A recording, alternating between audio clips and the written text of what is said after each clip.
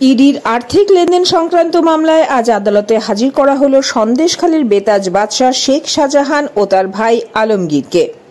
হাজির করা হয় শিবপ্রসাদ হাজরা এবং দিদার বক্স মোল্লাকেও।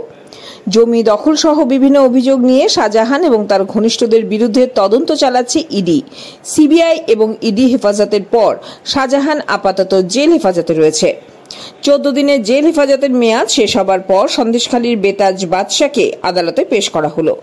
শেখ শাহজাহানের বিরুদ্ধে আরও বেশ কিছু তথ্য প্রমাণ হাতে পেয়েছে ইডি। সেই সমস্ত তথ্য প্রমাণও আজ কেস ডায়েরির মাধ্যমে আদালতে পেশ করা হয়।